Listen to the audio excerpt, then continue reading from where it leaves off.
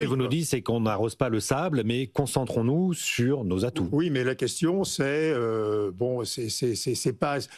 Si on était un petit pays, ça serait assez d'avoir 3 secteurs industriels sur lesquels se reposer.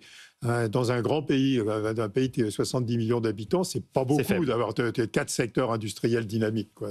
Vous croyez à la réindustrialisation, Sylvie? En fait, encore une fois, on avait réussi à inverser la tendance et là, on s'est arrêté. Donc, non, dans le contexte actuel, c'est vraiment délicat. Encore heureux qu'on a ces fleurons nationaux, mais c'est vrai que pour le reste, et puis il y a une multitude. Donc, on a parlé beaucoup de l'incertitude, mais on est quand même, en termes de coût du travail, d'impôts qui pèsent sur les entreprises, on est encore un pays complètement atypique, ne serait-ce que par rapport au reste de l'Europe. Donc non, c'est un vrai souci. Et puis, il faut faire attention à cette espèce de consensus qui s'est développé, qui a la mauvaise grande entreprise et la bonne PME. Oui. Ça, c'est complètement ridicule comme argumentation, quoi. Je veux dire.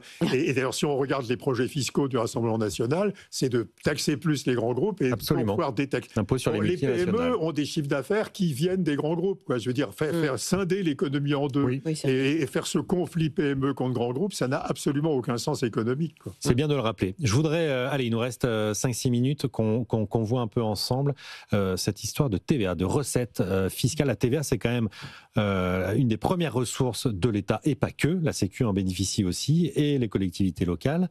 On connaît depuis 2-3 ans maintenant des trous dans ces recettes, dans les prévisions de recettes absolument incroyables. Et là encore, on a le projet de loi de fin de gestion, donc l'exécution budgétaire 2025 qui arrive ce soir à l'Assemblée nationale, avec un trou de 10 milliards d'euros dans les recettes de TVA. L'année dernière, c'était 20 milliards d'euros. Qu'est-ce qui se passe, Olivier Rodoulès? Est-ce qu'on sait?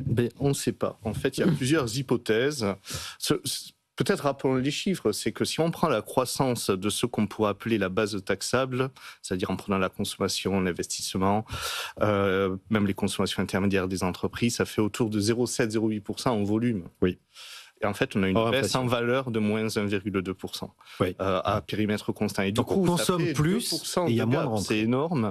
Et alors, il y a plusieurs hypothèses. Il y a celle, sans doute, qu'il faut exclure d'emblée, c'est celle des petits colis et celle des fraudes. Parce qu'après, on en entend beaucoup parler, là. Oui, c'est un peu l'explication miracle. A priori, si on ne les compte pas de la TVA, on ne les compte pas non plus du côté de l'INSEE. Mais bon, il faudrait voir. Par contre, il y a peut-être des sujets de transformation de la structure de la consommation.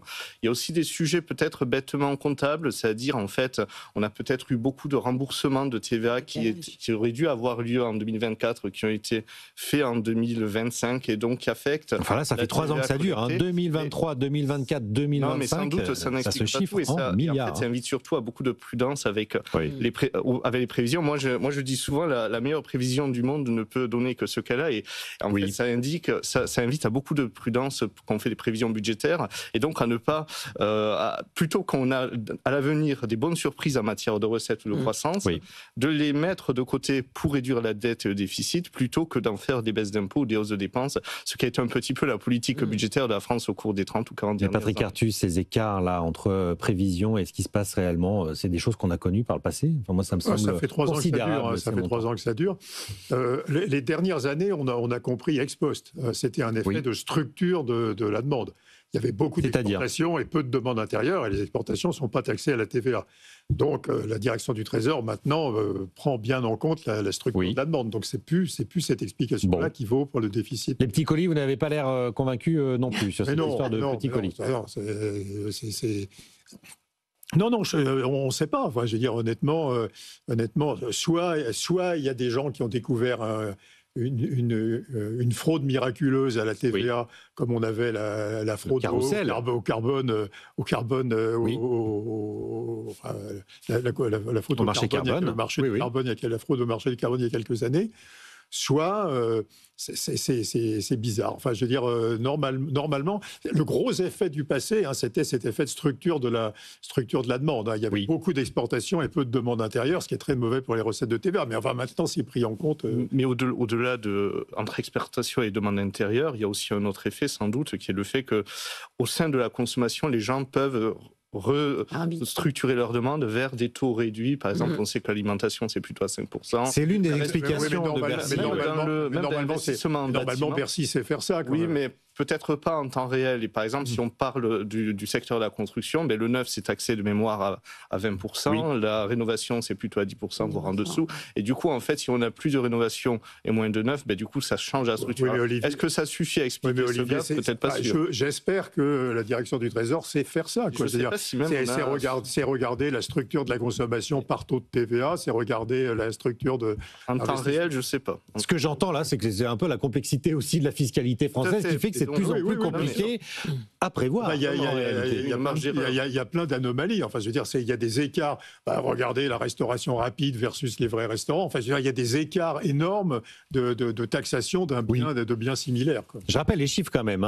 Les écarts de TVA, c'est 7 milliards en 2023, 14 milliards en 2024 et 10 milliards encore cette année. Moi, je reste stupéfait. C'était quand même le talent de Bercy, comme vous le rappeliez, Patrick Artus, d'être capable de prévoir quand même ce genre de recettes. Mais on l'a vu aussi sur le déficit, où il y avait un problème de prévision. Donc je pense qu'il y a clairement un problème de prévision, parce qu'effectivement, les explications qu'on nous donne, comme les petits colis, laissent un peu sceptiques quand même sur l'ampleur de la différence.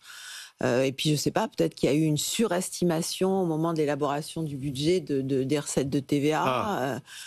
Est-ce qu'on n'a pas chaussé des lunettes un peu roses aussi pour améliorer les chiffres dans les prévisions de...